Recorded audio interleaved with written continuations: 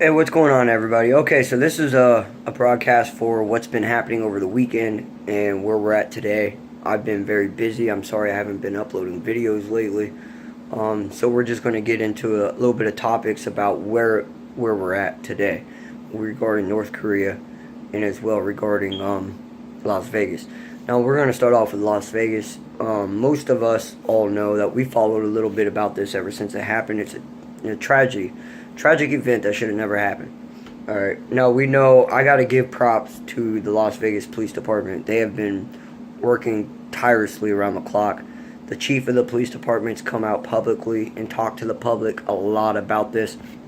And in one of his recent interviews, he comes on TV, and as he was giving details, these reporters were asking questions that was upsetting the chief. He was crying and shaking. Like, he was really bothered by what was going on. And he's even come out and said that the truth that the mainstream media and the FBI is putting out there is just not right. It's, there's a lot of flaws in it. Alex Jones is bringing out that, in fact, that this chief, he's uncovering the FBI cover-up, saying that this is an FBI operation that went wrong. And now that it's on social media at such a large scale, there's so many questions, so many views that's being asked, and we're left with more questions than we are with answers.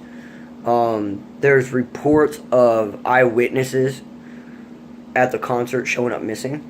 There's reports of more than one shooter, and we brought that up on my page, as you guys know. If you guys watch, have been following me, we've talked about that quite a bit. There's a lot of conspiracies about, who Paddock was, what he's involved with, whether or not he was an FBI agent that was selling guns to ISIS, and ISIS found out who he was and killed him, and then did the massacre, all the way to, this just being, a madman. They're trying to portray him as a madman, but, with my research that I did, and I brought out to you guys, his ties to the Democratic Party, whether or not he was,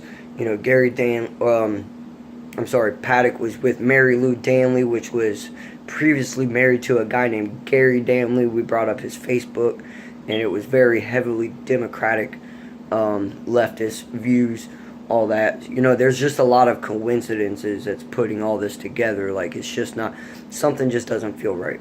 And I'm not the only one that feels it. I know you guys feel it as well. Whenever you guys sit down and you guys think about it deep down, this just does not feel like what we're being told. So the police department, the chief of the police department, he's coming out. He's telling the people about, the investigation. He's being up in front with the public about it. And so I got to give the man credit. And also, like I said, the truth that he knows that's uncovering, it's very unsettling. He's on TV giving these interviews, and he's caught shaking and crying like he's hurting. Now they're also talking about, he might be feared for his own life with what he knows. Again, this goes into conspiracy about a couple of the eyewitnesses, the security guard that come up missing, some of the eyewitnesses that said that there was more than one shooting and they have proof, they're coming up missing. Again, I don't know how true it is that these people are coming up missing. I'm just talking to you guys about what's being talked about that I'm hearing through the grapevine. I've been busy. I haven't had time to sit down and actually get back into the details. So, again, I'm just letting you guys know what's being said out there. I'm not saying it's true. I'm not saying it's false. Let you guys do the research. You guys come up with your own conclusion. Alright, so there's that. Let's get into North Korea. Now, we all know, President Trump, just a couple weeks ago, has been saying that, it's the calm before the storm, and North Korea is going to be met with fire and fury unlike the world has never seen before. North Korea has been making all those hydrogen bomb tests. The last one, I'm not saying it was true, and I'm thinking it may not be. There was an earthquake in North Korea a couple days ago. It was like a 2.5, a very, very light earthquake, but it was in the same place, the exact same place where North Korea had the 6.5 earthquake that was in fact a hydrogen bomb test. So we don't know if it was just a coincidence that maybe the earth is shaking right here, or if in fact that he did do another nuclear test underground at that location. China is saying that they hope not, because that mountainside that they're doing the nuclear testing under, they're underground doing these testing. The mountain above it, it can't take anymore. It's about to crumble. So there's earthquakes in that area.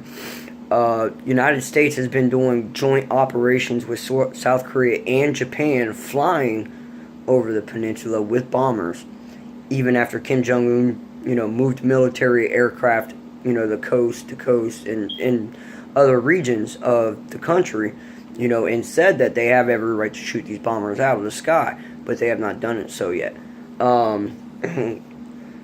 Kim Jong-un, he's been coming out saying that he's ready to strike, Guam. He's back on that Guam kick again, but this time he's promising to strike them, with a salvo of missiles, with multiple missiles, in response to North America's drills, military drills that they're doing with South Korea right on its doorstep.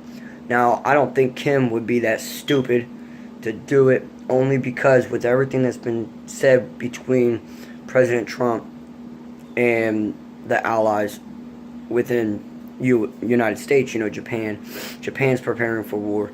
South Korea is already amped up. They're warning their banking structures to, structurize themselves, because they are in fact afraid of a North Korean EMP attack. Supposedly, it's being said that North Korea has EMP capabilities thanks to the Russians.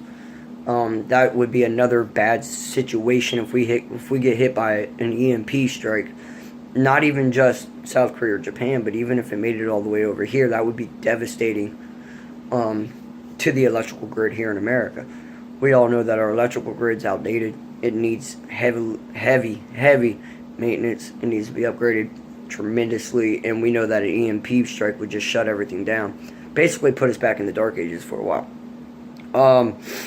And now he's making these threats with Guam with the salvo of missiles, as North America is doing these drills with South Korea right there on the back doorstep of North Korea. We all know the USS Ronald Reagan, a week and a half ago left port from Japan to head to South Korea, and it's already equipped with ballistic missiles and ICBMs and anti-air missile systems. One of the largest nuclear submarines has just showed up in South Korea, and it's equipped with nuclear bombs. Now, we're not saying, if Kim goes off and does this, if we're actually going to strike, but it makes a lot of us wonder. We all know President Trump. He's been saying a lot of stuff.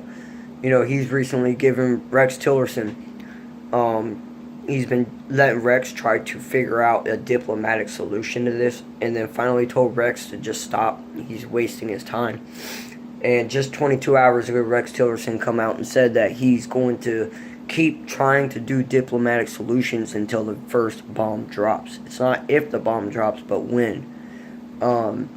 So there's just a lot of stuff to think about within there. And then you got to think, like, we already know that Russia and China, they both said that if North America does a preemptive strike on North Korea, they would have to get involved, only because no one wants a nuclear war in their region. And you meet nuclear war with nuclear war, and it's just going to be bad. So anyways, guys, those are some of the updates as of right now that's going on within North Korea and Las Vegas. I will try my best to keep you guys updated as well. But if you guys are following my page, more than likely you guys are pretty much well kept in depth with what's going on. So keep passing the information along. Keep people informed. That's the only way that we're all going to be, successful. Knowledge is power.